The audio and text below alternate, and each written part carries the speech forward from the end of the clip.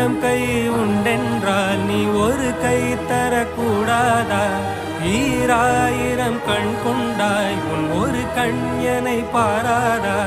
உன்னில் சரணடைந்தேன் இனி நீ கதியே.